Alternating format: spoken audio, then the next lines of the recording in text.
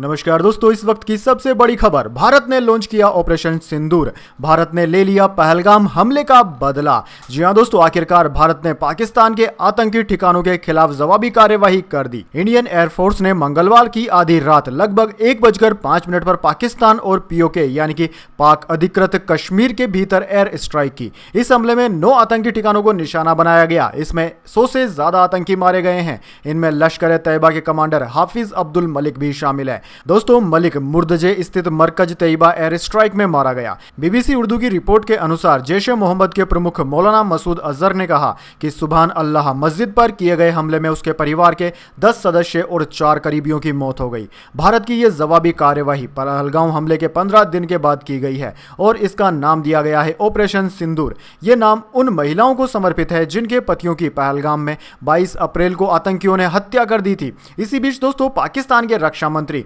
ख्वाजा आसिफ ने कहा है कि पाकिस्तान अपनी हिफाजत कर सकता है, लेकिन अगर भारत रुक जाता है तो हम भी रुक जाएंगे। पाकिस्तान के इंटर सर्विसेज पब्लिक रिलेशंस यानी कि ISPR के director lieutenant general Ahmad Sharif Chaudhry ने कहा कि भारत ने 24 मिसाइलें दागी है। न्यूज एजेंसी ANI ने सूत्रों के हवाले से बताया कि प्रधानमंत्री मोदी ऑपरेशन सिंदूर को पूरी रात मॉनिटर करते रहे। दोस्तों, ऑपरेशन सिंदूर के तहत पाकिस्तान पर 24 मिसाइल अटैक किए गए हैं। जैश के हेडक्वार्टर में आतंकी मसूद के 10 रिश्तेदार इसी हमले में मारे गए हैं। इसी पर जैश-ए मोहम्मद के प्रमुख मसूद अजहर ने कहा कि काश मैं भी मर जाता अपने 10 रिश्तेदारों के साथ तो अच्छा होता।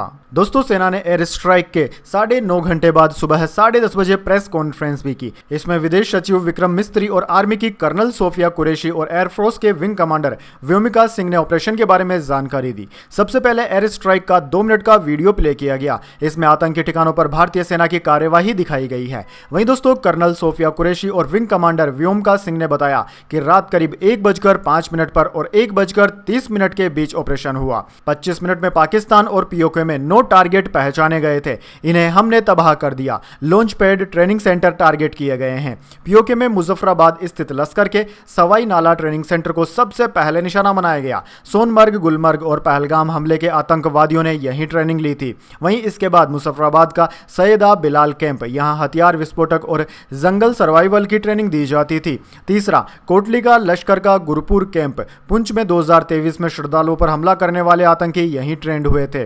चौथा, भिंबर का बरनाला कैंप, यहां हथियार चलाना सिखाया जाता है। पांचवा, कोटली का अंबास कैंप, यह LOC से 13 किलोमीटर की दूरी पर है। फिदाइन हमले यहीं से तैयार होते हैं। छठवां, सियालकोट का सरजल कैंप, मार्च 2025 में पुलिस जवानों की हत्या के आतंकवादियों को यही ट्रेनिंग मिली थी। सातवां, सियालकोट का हिजबुल महमूना जाया कैंप, पठानकोट हमला यहीं से प्लांट हुआ था। आठवां, मुरीदके का मरकज तैयब कैंप, अजमल कासाब और डेविड कोलमैन हैंडली यहीं ट्रेन हुए थे। नौवां हमला, मस्जिद सुभान अल्लाह महावलपुर जैश का हेडक्वार्टर था। रिक्रूटमेंट ट्रेनिंग दी जाती थी। बड़े अफसर यहीं पर आते थे। इसे भी तबाह कर दिया गया। इस तरीके से कुल 25 मिनट के बीच में 9 मिसाइल अटैक पाकिस्तान के ऊपर किए गए हैं। वहीं दोस्तों, हमले के बाद पाकिस्तानी मीडिया और सरकार ने 3 अलग अलग बयान दिए हैं। पहला बयान पाकिस्तान के रक्षा मंत्री ख्वाजा आसिफ ने जियो टीवी पर दिया। उन्होंने कहा कि भारत ने अपनी हवाई सीमा से पाकिस्तान पर मिसाइल हमले किए हैं जो कि नागरिक इलाकों पर गिरे। दूसरा बयान, पाकिस्तानी मीडिया ने दावा किया कि पाकिस्तानी सेना ने 6 भारतीय फाइटर जेट मार गिराए। इनमें 3 राफेल, 2 MiG-29 और 1 सुखोई शामिल है। LOC के पास भारतीय चेकपोस्ट भी तबाह कर दिए गए हैं। इसके बाद तीसरा बयान भी दिया गया। इसके अंतर्गत हमले की लोकेशन और मरने वालों की संख्या अलग अलग बताई गई। पाकिस्तान ने रात 2 बजे कहा कि हमले 5 ठिकानों पर हुए और 3 लोगों की मौत हुई। 3 घंटे बाद यानी कि सुबह 5 बजे inter services public relations ISPR director Ahmed Sharif Chaudhry ने कहा कि भारत ने 6 इलाकों में 24 मिसाइलें दागी। इनमें 8 नागरिक मारे गए, 35 घायल हो गए और 2 लापता हैं। वहीं दोस्तों, पाकिस्तानी सेना के मीडिया विंग के DG जनरल अहमद चौधरी ने कहा कि दोनों देशों के फाइटर जेट ने एक दूसरे के एयर स्पेस का उल्लंघन नहीं किया। चौधरी ने भारतीय हमले का जवाब देने और चेकपोस्ट को नष्ट करने का दावा किया। पाकिस्तान सेना के प्रवक्ता ने कहा कि भारत ने जब हमला किया तब पाकिस्तान के हवाई इलाके में 57 इंटरनेशनल फ्लाइट्स और कई घरेलू उड़ानें थी। भारत ने हजारों लोगों की जिंदगी खतरे में डाल दी।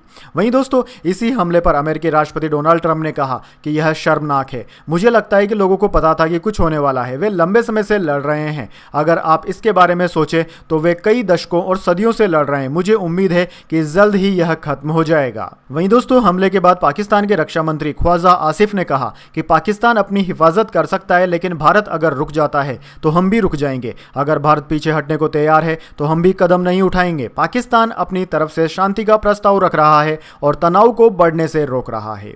वैसे दोस्तों कमेंट करके बताइए आपको क्या लगता है, क्या भारत और पाकिस्तान के बीच में अभी विवाद और बड़ा हो सकता है या फिर अब शांति की बात करनी चाहिए? कमेंट बॉक्स में अपनी राय जरूर दीजिए। अगर आपको वीडियो पसंद आए तो वीडियो को लाइक कर दीजिए और साथ ही इस तरह की काम की खबरों के लिए आप हमारे यूट्यूब चैनल को सब्सक्राइब करके बेल आइकन दबा लीजिए। धन्यवाद।